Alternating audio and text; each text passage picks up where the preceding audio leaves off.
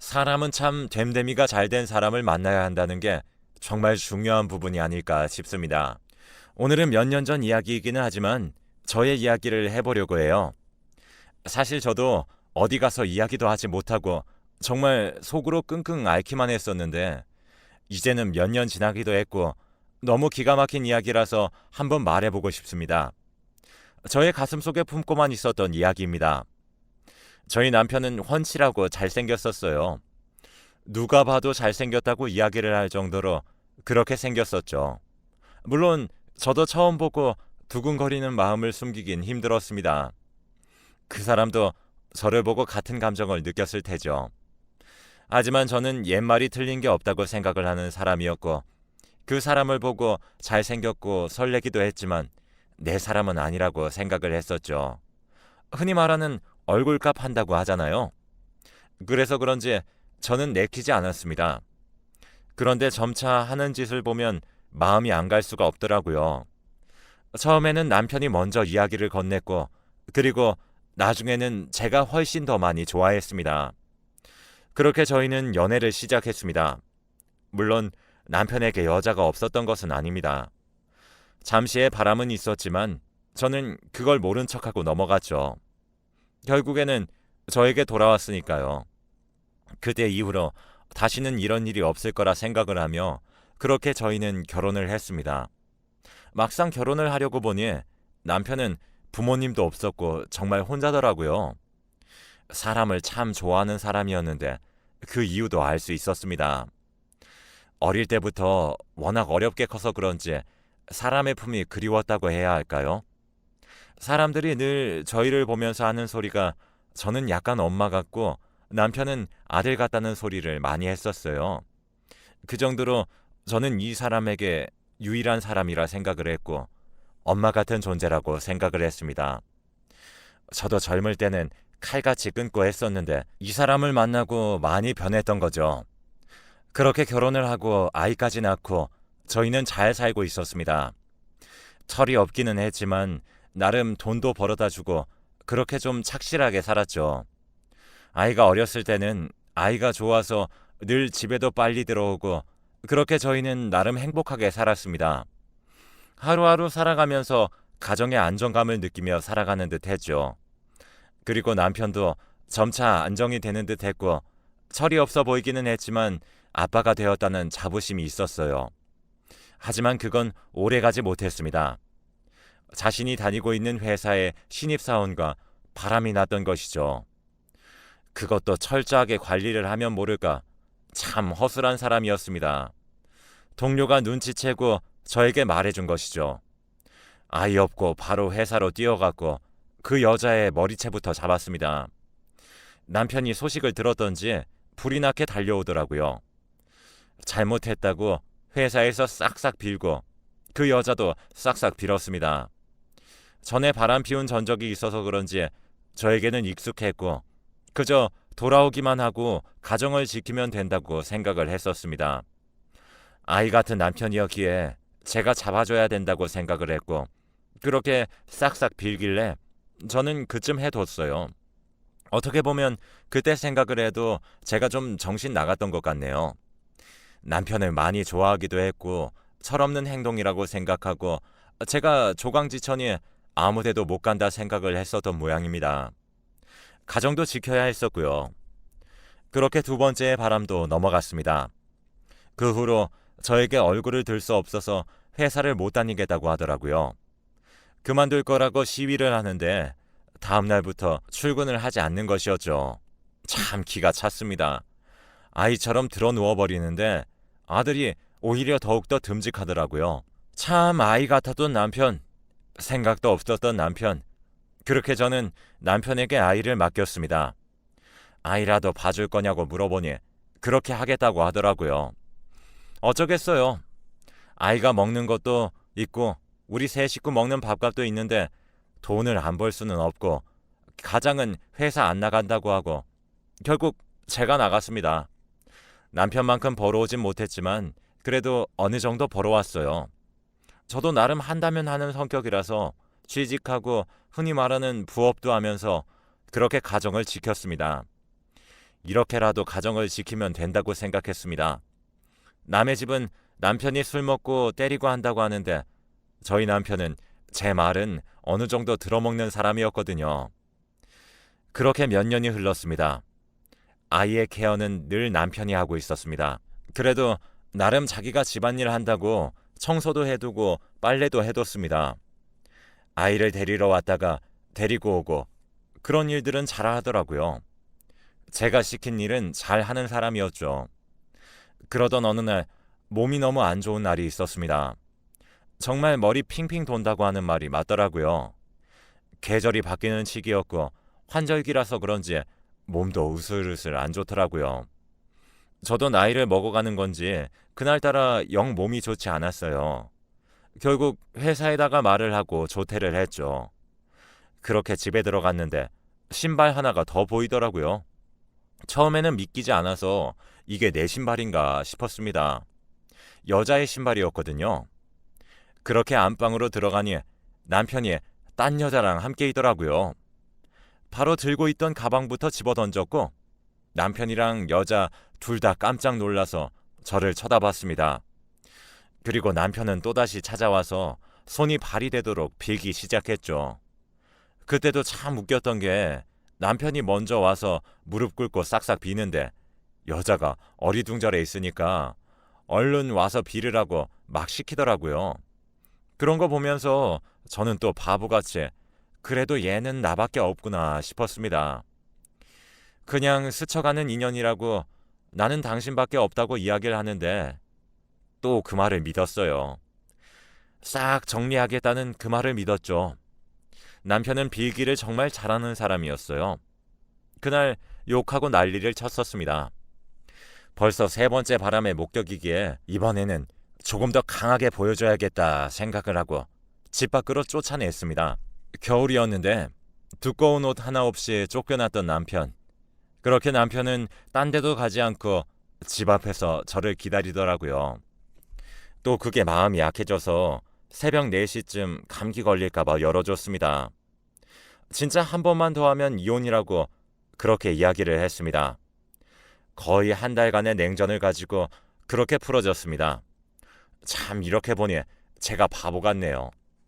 처음에 직감이 맞았는데 그걸 이기지 못하고 이 사람을 만나서 저는 그렇게 남편이 아니라 아들처럼 그렇게 키웠습니다. 바람을 혼내서 잡았고요. 돈도 벌어 오지도 않았어요.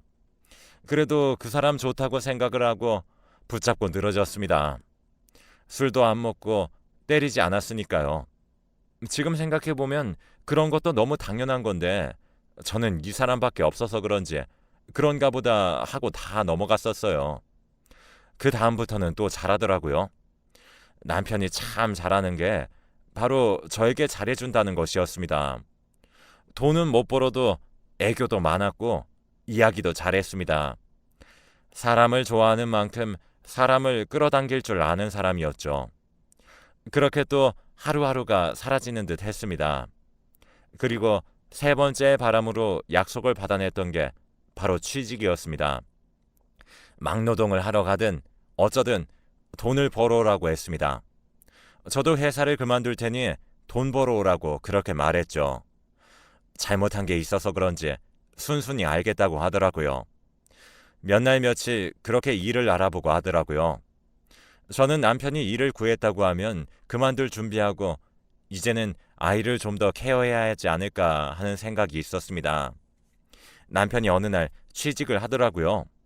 자그마한 공장이었지만 그래도 어느 정도 벌어오고 일하는 시간도 길었지만 그렇게 해서라도 가장의 노릇을 해줬으면 했습니다. 그리고 엄마 없이 크는 아이가 많이 신경이 쓰였거든요.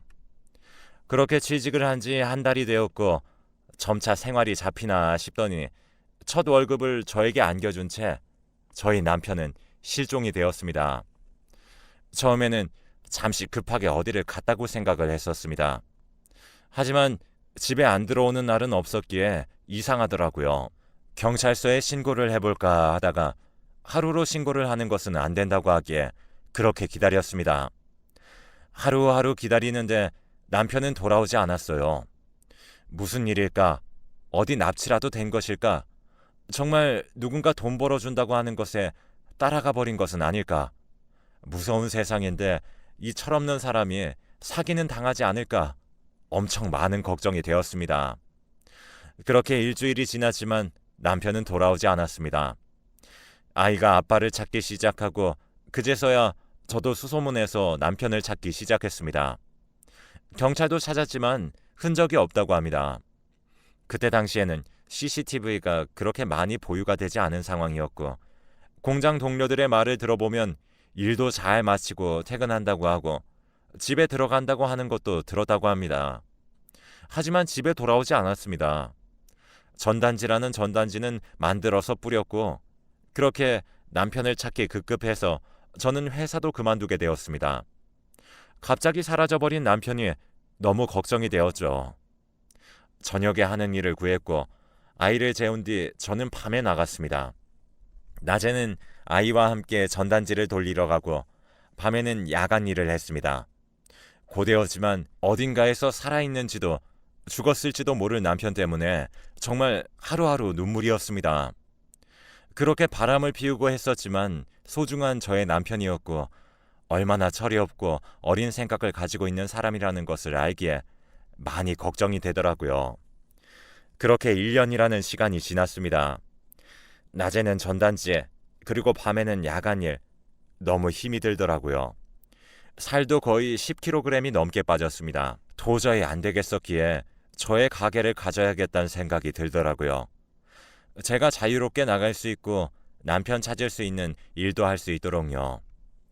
그렇게 저는 야간에 일을 하면서 낮에는 또 제빵을 배우기 시작했습니다. 잠은 제대로 자지 못했지만 그래도 가게라도 내게 된다면 조금이라도 수월하겠지 하는 생각으로 그렇게 시작을 하게 되었어요. 대출을 내어서 가게를 내고 아들과 조금씩 자리를 잡으면서 살아가고 있었습니다. 물론 남편은 그때까지도 소식이 없었고 저는 계속해서 그를 찾아 헤맸죠. 밤에는 꿈도 꾸었는데 그가 어디선가 살려달라고 이야기를 하고 저는 암흑 속에 갇힌 어딘가에서 소리를 지르며 그를 찾아다니는 꿈을 꿨습니다. 참, 어떻게 그렇게 사람이 하루아침에 실종이 되다니요. 모진 말을 했던 것도 미안하고 내가 일하러 나가라고 해서 그렇게 된 것인가 싶어서 죄책감도 있었어요. 아이가 날마다 아빠를 찾았는데 차마 어떠한 이야기도 할 수 없었죠. 가게도 어느 정도 자리를 잡혀가면서 저는 계속해서 남편을 찾았습니다. 정말 남편은 어디론가 솟아버린 건가 싶을 정도로 소식이 없었습니다. 경찰서에서 남자 시신이라도 나왔다고 연락 오면 혼비백산해서 가는 날들도 많았고 꿈에서는 남편이 죽어서 저를 원망하는 꿈도 꾸기도 했죠. 하루하루 지나갈수록 내 탓이라고만 생각이 들었고 차라리 죽었다고 하면 포기가 될 텐데 어떠한 소식조차 없으니 답답해서 미칠 노릇이었습니다. 그렇게 시간은 3년이라는 시간이 지났습니다. 저도 3년이라는 시간이 흐르니까 점차 포기를 하게 되더라고요. 그렇게 거의 포기한 채로 저는 아이를 키우면서 가게에 매달렸고 아이도 점차 아빠를 잊어가고 있었죠. 3년은 진짜 계속해서 찾았고 결국 2년이라는 시간은 전단지만 의무적으로 돌릴 뿐 돌아온다는 기대는 하지 못했던 것 같습니다. 하지만 저 때문이라는 생각에 놓을 수도 없었고 하루하루 악몽에 시달리면서 그렇게 살고 있었습니다. 그러던 어느 날이었어요. 오랜만에 친구랑 연락이 닿아서 이야기를 하는데 저의 결혼식도 참가를 했던 예전 친구가 죽었다는 겁니다. 그것도 교통사고로 말이죠. 그동안 남편 때문에 정신도 못 차리고 결혼하고 거의 못 보다시피 했었는데 정말 예쁘고 잘 사는 친구였고 능력도 있는 친구였거든요. 남편과도 함께 본 적이 있었는데 그렇게 그 친구가 갔다고 하니 정말 씁쓸했습니다. 사람 가는 게 이렇게 순서가 없구나 싶기도 하고 저희 남편은 살았는지 죽었는지 알 길이 없으니 더욱더 답답했죠. 그날 그 친구를 생각하면서 참 많이 울었고 남편도 생각나서 많이 울었어요. 그럴 때마다 달래주는 우리 아들, 어느덧 커서 저를 달래주기까지 하더라고요. 그렇게 하루하루 버티다시피 살았습니다. 혹시라도 살아있다는 희망은 끝까지 버리지 않았어요. 그가 돌아가게 된다면 더욱더 잘해줘야지 하는 생각으로 그렇게 버텼습니다. 물론 안 돌아온다는 가능성이 크다는 걸 알고 있었지만요. 시신이라도 찾고 싶었습니다. 그렇게 한 달 정도 지났을까요? 거짓말처럼 저희 가게 앞에 남편이 나타났습니다. 진짜 상거지꼴을 하고 말이죠. 살도 많이 빠졌고 못 알아볼 뻔했는데 그가 제 이름을 부르는 것에 모든 것이 멈췄습니다. 저의 이름을 힘없는 목소리로 부르는데 저는 남편의 목소리를 듣자마자 가게 앞을 치우려고 가져갔던 빗자루도 모두 다 던져두고 그렇게 남편에게 가득 안겼습니다. 혹시라도 꿈일까, 놓치지는 않을까, 없어지진 않을까 하는 생각으로 그렇게 가득 껴안았습니다. 꿈이 아니더라고요. 몇 년 동안 그렇게 잊고 있었던 그의 채취 그대로 느껴졌습니다.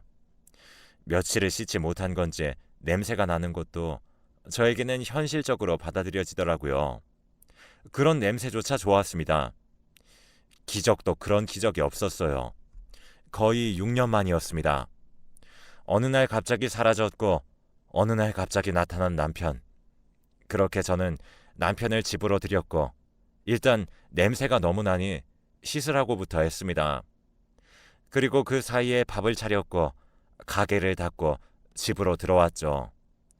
어떻게 된 거냐고 물어봐도 답이 없었던 남편. 그렇게 일단 밥부터 주는 게 맞는 것 같아서 집에 있는 모든 반찬들을 꺼내어 밥부터 시작했습니다. 어느 정도 다 차리고 나니까 남편이 슬그머니 나오더라고요. 씻고 나니 그나마 깨끗해 보였습니다. 예전에 얼굴이 보였는데 살짝 나이가 든 게 보이더라고요. 자그마치 6년이라는 시간이었으니 당연하게 변했겠다 싶었습니다. 그렇게 앉아서 밥을 먹기 시작하는데 밥 먹는 동안은 물어보지 않았죠. 그냥 그 상황들이 모두 다 꿈만 같았어요. 그동안 마련했던 집부터 시작해서 가게까지 전부 다 보여주고 싶었습니다. 당신이 돌아올 곳은 여기라고 그렇게 밥을 다 먹고 그는 말을 시작했죠. 집으로 돌아가는 중간에 누군가에 의해 자신이 어디론가 끌려가더니 산속이었고 어디인지도 몰랐다고 해요. 일을 시키기 시작하는데 말도 안 통하는 외국인들이었고 그저 일을 하지 않으면 혼을 냈다고 합니다. 그래서 어쩔 수 없이 일을 했고 탈출도 하지 못하게 했으며 경비가 삼엄했다고 하죠. 한마디로 정말 팔려갔던 것입니다. 그리고 몇 년째 일을 하던 중에 어느 날 경비가 느슨한 날이 걸렸고 그렇게 도망쳐서 나왔다고 합니다. 그동안 저와 아이가 너무 보고 싶었다며 그렇게 이야기를 하더라고요. 화가 진짜 많이 났었습니다. 얼마나 무서웠고 왜 사람을 그런 곳에 가뒀으며 그런 악질들은 사라져야 한다고 생각했습니다. 제가 지내온 6년간의 시간도 지옥이었으니까요. 그래서 바로 말했습니다. 또 언제 그런 상황이 닥칠 줄 모르고 도망갔다는 것을 알면 또 찾아올지도 모른다. 그곳이 어디냐? 신고하자. 그렇게 이야기를 했죠. 하지만 다시는 엮이기 싫다고 하면서 손사래를 치더라고요. 아무래도 그때 받은 충격이 그대로 있나 싶어서 일단 그날은 넘어갔습니다. 근데 아무래도 걱정이 되더라고요. 혹시라도 또다시 남편이 없어지면 어떻게 하지 싶었습니다. 너무 걱정되고 다시는 이런 일들이 없었으면 하는 바람으로 다시 한 번 더 남편에게 이야기를 꺼내봤어요. 그런데 이제는 화를 내기 시작하더라고요. 자기한테는 고통의 시간들이었는데 이렇게 계속 이야기를 하게 하는 것도 정신적으로 아프게 하는 것이라고 말이죠. 남편의 말도 맞는 것 같았어요. 그렇게 핸드폰도 다시 뽑고 그동안 남편이 고생한 걸 생각해서 이것저것 좋은 것도 해먹이고 옷도 사입히고 했습니다. 자신 없는 사이에 이렇게 성공했다며 내 마누라 자랑스럽다며 이야기를 하더라고요. 그렇게 몇 달이 지나갔습니다. 남편은 당분간 쉬었습니다. 친구들도 만나라고 하고 용돈도 줬죠. 그동안 얼마나 힘들었을까 싶어서 그렇게 해달라고 하는 건 다 해줬습니다. 그냥 건강하게 돌아와 준 것만으로도 아주 고마운 일이었죠. 그런데 어느 날 남편이 씻고 있을 때 남편의 전화기가 엄청 울리더라고요. 문자 같은 것이 계속 오는 것 같았는데 순간 무언가 무섭더라고요. 혹시라도 그때 납치했던 조직이 남편의 연락처를 알고 연락 온 것은 아닐까 하면서 말이죠. 떨리는 손으로 그렇게 남편의 핸드폰을 뒤집었는데 문자 메시지로 이러한 내용들이 오고 있더라고요. 네 마누라 진짜 멍청이 중에 멍청이다. 어떻게 그 말을 믿지? 빵가게 성공했다던데 정말 부럽다. 하는 내용. 그 후로도 입에 담을 수 없는 말들. 그렇게 저는 핸드폰 비번을 풀었습니다. 단순한 남편은 패턴이 쉽거든요. 충격적이었던 내용. 쉬고 나오는 남편에게 이 내용이 무엇인지 물어봤습니다. 그러자 남편이 바로 무릎을 꿇더라고요. 그냥 친구에게 그동안 있었던 일을 말하기가 쪽팔려서 그냥 어디서 잘 살고 있었다고 말했다고 합니다. 하지만 내용들은 그게 아니었거든요. 앞뒤 내용이 전혀 맞지 않았고 저는 큰 소리 쳤습니다. 지금부터 똑바로 대답 안 하면 다 죽여버릴 거라고 말이죠. 그제서야 벌벌 떨면서 말합니다. 몇 달 전에 죽었다고 했던 친구, 그 친구와 함께 야반도주 했던 거예요. 공장에 새로 취직하게 되면서 그 친구가 사업적으로 남편이 일하는 공장에 왔었는데 그때 결혼식에서 본 게 기억이 나서 서로 말을 걸었던 거죠. 그렇게 거의 공장 다니기 시작했을 때부터 만나기 시작했고 그 친구가 남편을 결혼식장에서 봤을 때 마음에 들었다며 그렇게 둘이 함께 지내자고 이야기를 했답니다. 남편은 제가 또 화낼 것이 무서워서 따로 말도 안 하고 그 여자는 돈도 안 벌고 자기가 먹여 살려주겠다는 말에 홀랑 넘어가서 그렇게 도망간 거죠. 제가 찾는 것도 알고 있었는데 조금 하다가 말 줄 알았답니다. 그리고 자기도 언젠가는 돌아가야지 생각이 들어서 따로 말하지도 않았고요. 그 여자는 혼인신고 이런 거 필요 없이 그냥 살자고 해서 살았답니다. 그냥 동거 말이죠. 정말 철없죠? 이게 무슨 말입니까? 그렇게 교통사고를 당했을 때 장례식장도 못 갔답니다. 부모들한테 보일까 봐요. 집에는 갑자기 부모님들이 찾아왔고 나가라고 했고 그렇게 갈 곳이 없어서 거의 한 달간을 노숙했다고 합니다. 그래서 그 거짓골을 하고 저한테 온 것이었죠. 정말 기가 막히죠? 자기는 어째도 돌아올 생각이었다며 그렇게 매달리는 남편. 정말 띵 하는 느낌과 함께 아무 생각이 들지 않더라고요. 6년간 지옥에서 살아온 것을 생각하면 뺨이라도 한 대 치고 싶었지만 저는 그냥 그놈과는 할 말도 없어서 나가라고 했습니다. 물론 이혼도 했고요. 여전히 잘 빌더라고요. 무릎 꿇고 싹싹 빌면서 다시 받아달라고 잘못했다고 하는데 예전의 모습과 오버랩 되면서 내가 괴물을 키웠구나 하는 생각이 들었습니다. 말을 할 때도 그렇게 자신은 잘못한 게 없다는 표정, 그리고 싹싹 비는데 그 모습조차도 그냥 저는 받아주는 사람으로 생각하고 의무적으로 하는 행동. 네, 저는 그와의 인연을 완벽하게 끊었네요. 지금은 어떻게 살고 있는지도 모릅니다. 몇 년이 지난 지금도 저는 정신적인 충격이 있어서 치료를 받고 있는 현실이기도 합니다. 어디에도 이야기를 할 수 없었던 저의 이야기. 저는 그렇게 지금은 완전히 다른 동네로 이사왔고 아이와 함께 행복하게 지내고 있습니다. 그 사람의 상처로 인해서 남자는 거들떠 보지도 않고 아들만 보면서 살아가고 있네요. 세상 살다 보면 참 별 인연이 다 있죠. 저의 긴 이야기 들어주셔서 감사하고 이야기 들어주신 분들의 앞길에는 행복만 가득하시길 바라겠습니다.